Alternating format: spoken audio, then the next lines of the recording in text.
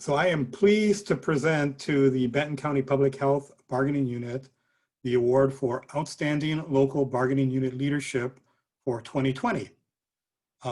They are a small but mighty group, 18 nurses, but we have 90% membership, even though it's an open shop.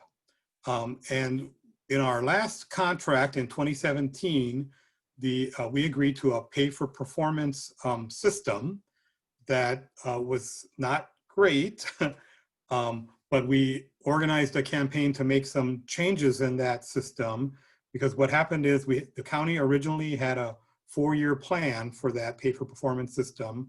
However, in the 3rd year, the county changed that plan and reduced the amount, actually eliminated lump sum payments and reduced the additions to base wages. And so it was a change from what they had suggested they were going to do.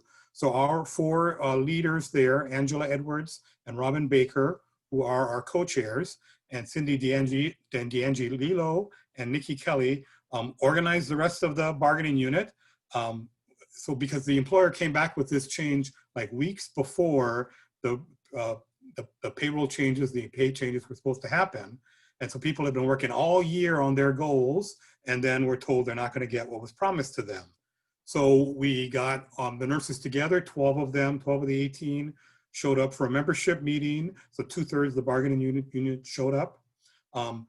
They came to some decisions about what they wanted to do. And their decision was that they wanted to have a direct communication with the county executive to explain why they felt like it was bait and switch, basically. And so we did arrange that meeting with the county executive and HR and others. And half of the bargaining unit showed up, 9 nurses showed up. Each of them came with a prepared statement. They read statements from 3 others about how they felt this was unfair. So then we gave the county a few weeks to go back and look at this and understand what they did wrong. And then they came back to another meeting with the nurses where, again, 9 nurses showed up, so more than half the bargaining unit.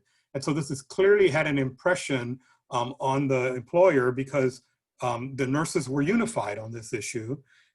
So we then went into mid-contract bargaining, which is unusual over wages, and we were successful. And so our side letter that we signed in late 2019 gave everybody, every nurse, a 1.5% increase to base wage rate. And it was retroactive back to July 1st, 2019. And they took off their cap on wages. It's complicated. I won't go into all the details, but our cost of living was tied to inflation, and it did have a cap, and they agreed to remove that cap for the rest of the contract. So I'm so pleased that these 18 nurses, and especially the 4 leaders, began to understand the power that they have. You don't need to have a large bargaining unit to move the employer. And again, I'm happy that they won this award, Outstanding Local Bargaining Unit Leadership. Thanks.